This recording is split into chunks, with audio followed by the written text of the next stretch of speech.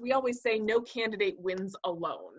So they need a team of people around them, from the voters to the donors to the volunteers and paid staff and consultants, to make sure that they can win, have everything they need to win, and there's a role for everyone on a campaign. So what does Lillian's List do?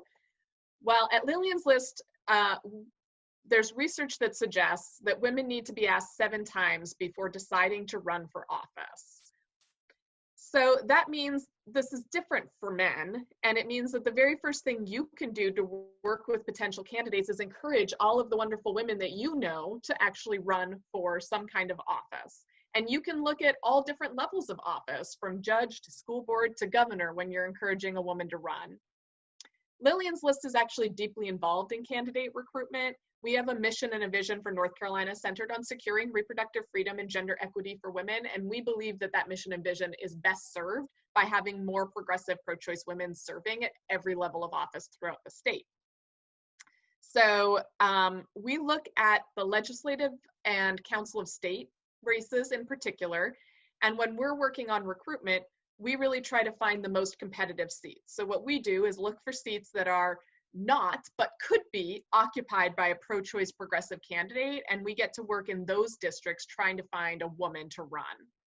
How do we select districts to target? Well, I'm going to show you just a few of our criteria that we look at. None of these are exclusive. We might not, we're not going to make the decision based on just one of these criteria. It's how they come together, right? So we look at county or district demographics. We look at geography.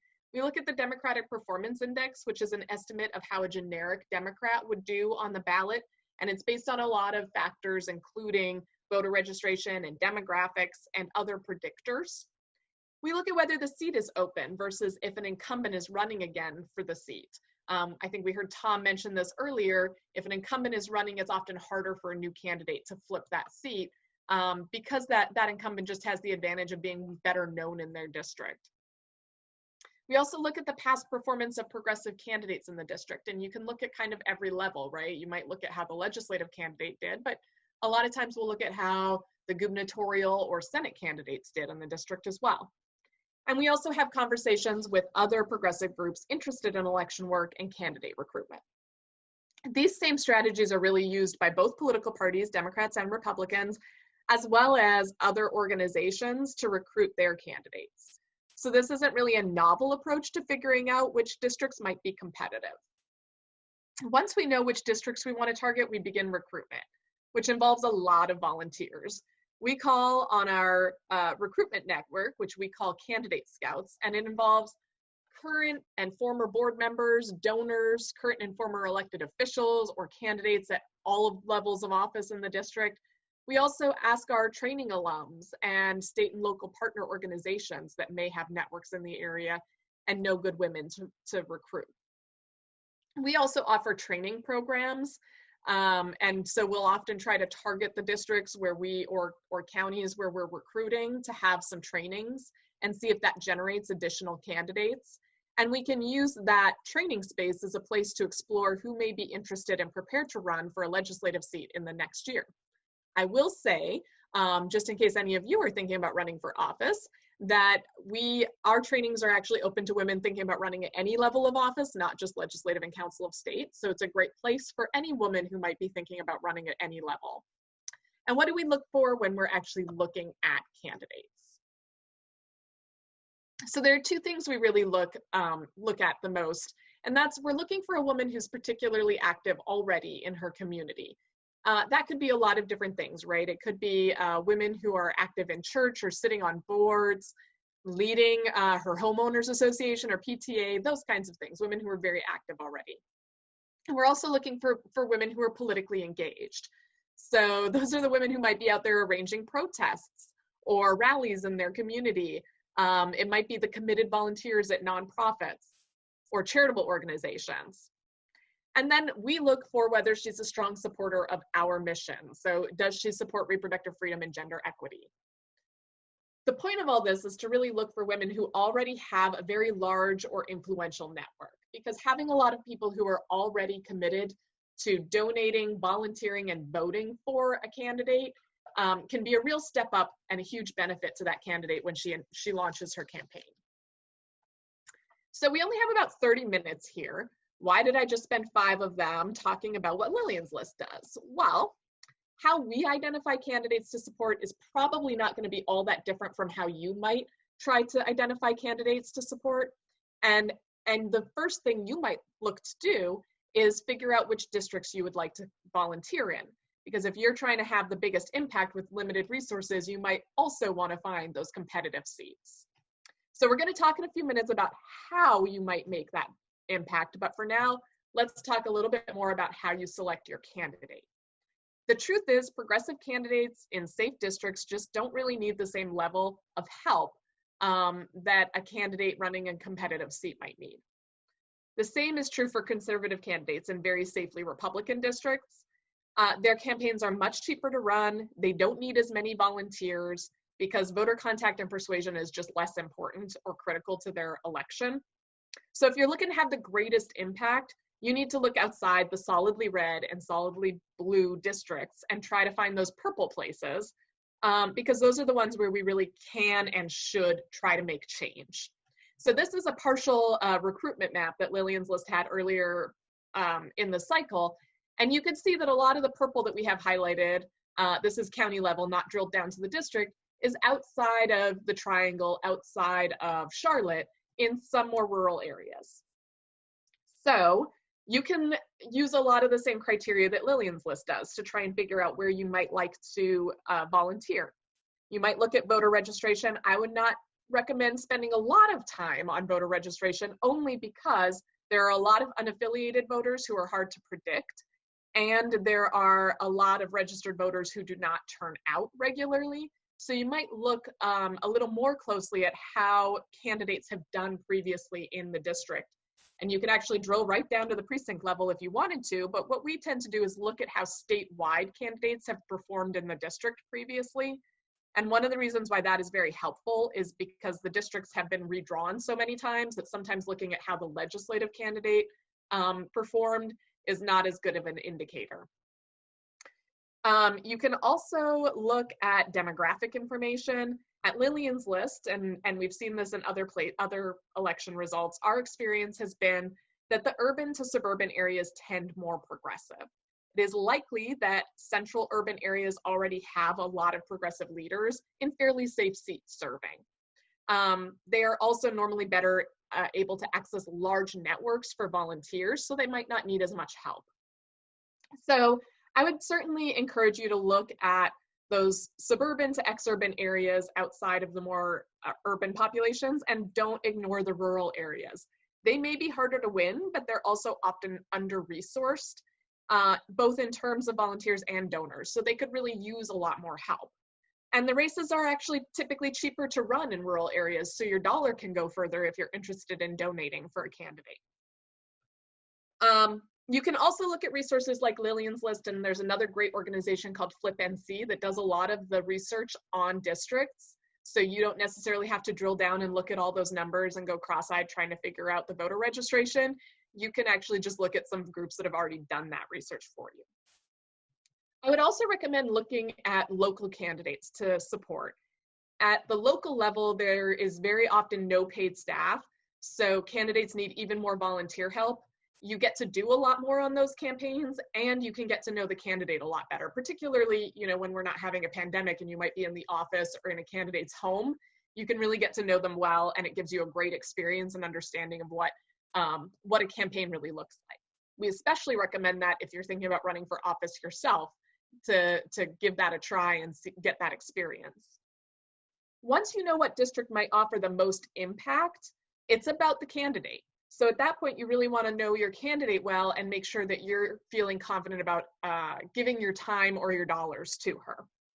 So look for a candidate that strongly shares your values. Just like we look for one who supports our mission, you can find one that really supports your values and will support policies that you believe in.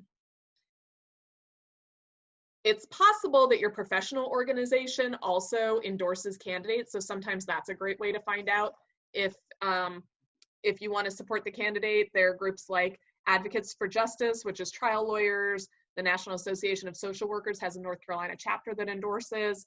If you belong to a union or organized labor group like NCAE or the AFL-CIO, you can look at those groups and see who they're endorsing as well.